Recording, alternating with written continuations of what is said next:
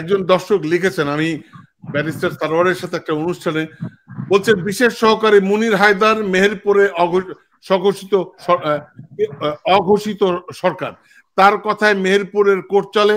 2006 সালে মুনির হায়দার তৎকালীন ডিজিএফআই প্রধান রুমিনের সাথে এক হয়ে অনেক লুটপাট করে দেশ থেকে পালিয়েছে।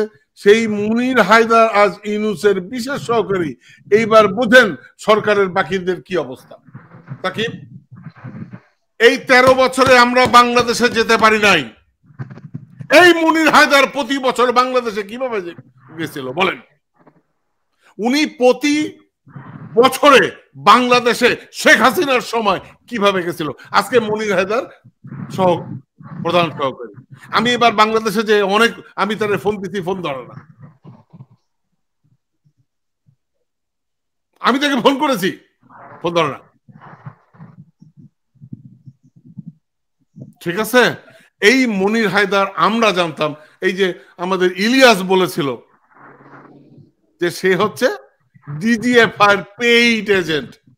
শুধু ইলিয়াস হোসেন না, আমাদের জ্যাকব মিল্টনও বলেছিল, জ্যাকব মিল্টন বারবার বলেছিল যে মুনির হায়দার ডিজিএফআই এজেন্ট।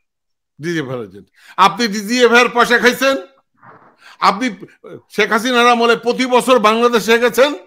আর আমরা যারা মামলা খেয়েছি, আপনি একবার ফোন করে পর্যন্ত কাউকে বলেন নাই, নাজমুস সাকিব কেমন আছেন আপনি একবার ফোন করে পর্যন্ত খবর নেন। এই লোকগুলো হচ্ছে যে যতটুকু সময় সুযোগ পাবে তারা লুটে পুটে খেয়ে চলে আসবে আবার আমেরিকাতে। এই হচ্ছে বিষয়।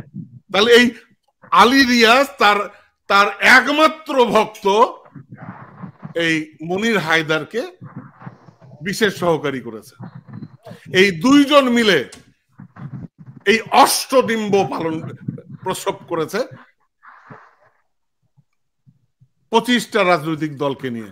আর এনসিপি যারা হচ্ছে এই আন্দোলনের মূল শক্তি, যারা রক্ত দিল এই কি বলে আপনার জুলাই আন্দোলনে, আপনি তাদের সাথে 1 মিনিট কথা বলার সুযোগ পান নাই।